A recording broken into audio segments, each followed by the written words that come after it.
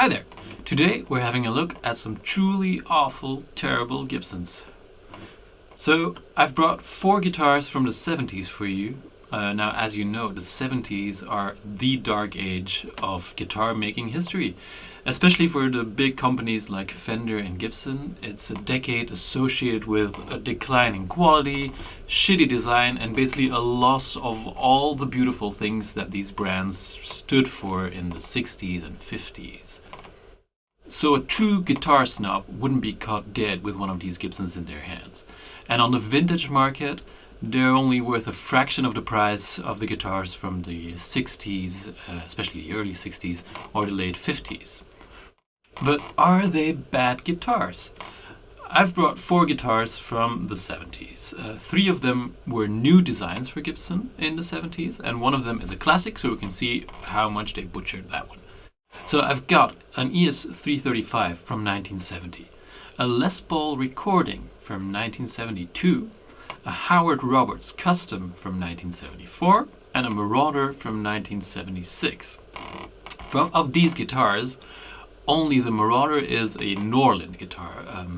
Norlin took direct control over Gibson in '75. Before that, Chicago Musical Instruments still had full control of Gibson.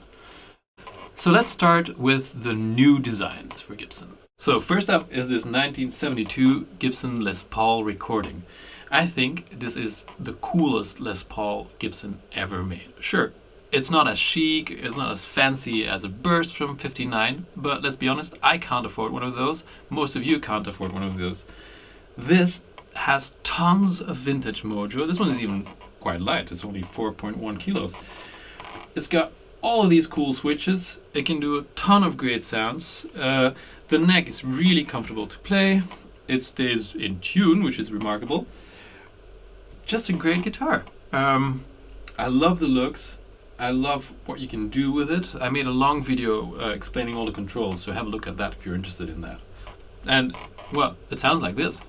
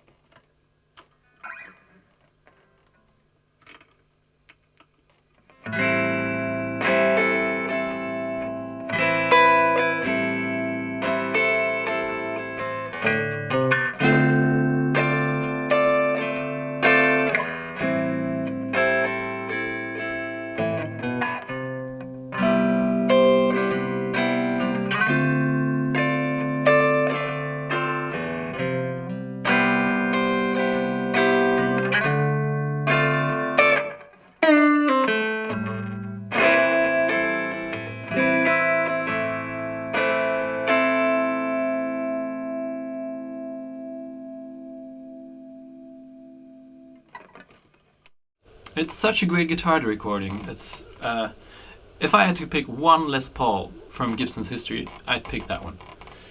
The second guitar I've got for you is the Gibson Howard Roberts Custom.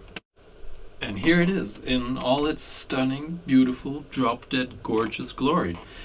Howard Roberts was, of course, a session player back in the day, and this model is based on a signature guitar that Epiphone used to make for him. The Epiphone used solid woods, whereas this one is a laminate. I'm sure that gives the Epiphone a better acoustic quality, but this one doesn't feedback as fast when you amplify it, and that's good for me, because this is my personal guitar and you're not getting it. It's beautifully made. I love the paintwork, I love the grain on the wood, I love the binding, the oval sound hole. Look at the inlay on the headstock. I'm not sure if you can see that. That's extremely beautiful. It's got a really comfortable neck, really nice frets, beautiful inlays. This humbucker is the nicest sounding humbucker I've ever heard.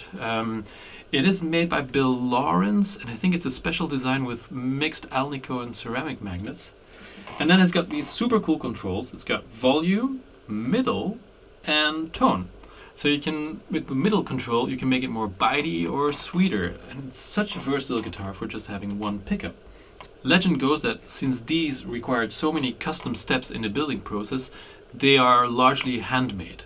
Essentially, this is an L5 in disguise. It's even got the long scale neck, so it's got a Fender scale length instead of a Gibson scale length. And it's perfect. It is a fantastic guitar. And I'll show you what it sounds like.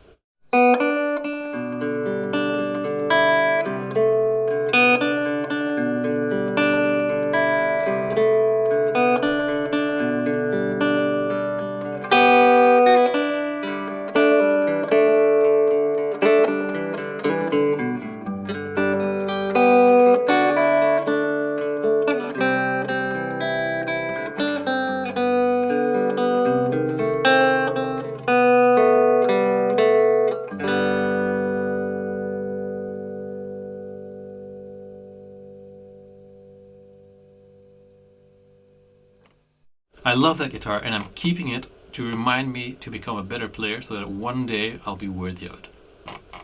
Now, let's have a look at the Marauder. So, total opposite. This is a no-frills rock machine. 2 pickups, volume, tone, and heresy of heresies, a bolt-on neck. And just like Fenders from the 70s, it's got one of these neck pockets that don't fit at all. It's very crude, it's rather heavy, but it sounds glorious. Let's have a look.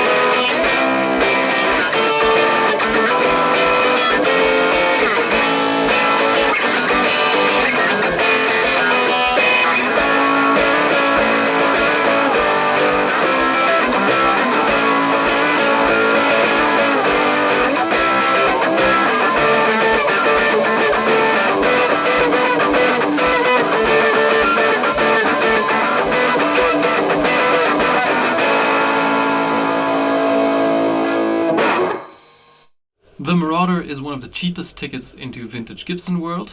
I like it a lot. It's very brash, it's very punky. You won't get any blues lawyer points, but it's cool. The last one I've got is not an original design from the 70s. It is an ES-335. And this is it, a 1970 ES-335, and it's damn near mint. This is a gorgeous guitar. If you would have any fear about quality control at Gibson in 1970, this guitar would reassure you and say that everything was fine when it left the factory. Even if you look inside, there's no glue traces, it's super clean. Everything is very, very nicely done. The lacquer is superb, the binding is superb. It is nicer than a modern custom shop guitar. And other than that, I don't have any words to describe this. It is an ES-335. It does its thing, and this one is a very nice example of that thing. I'm not worthy, but I'll play it anyway.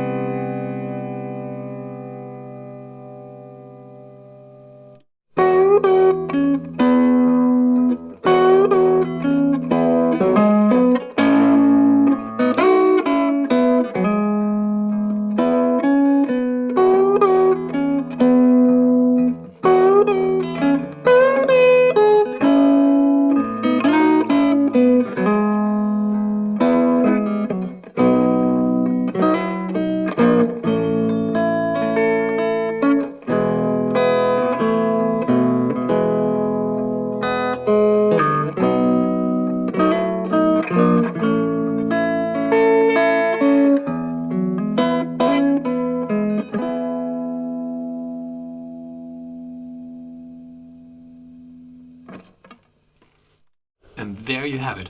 3 new Gibson designs from the 70s, none of which made it into classic Gibson guitar stardom. There's the Les Paul recording, which is a super flexible studio beast and just an all-around lovely guitar.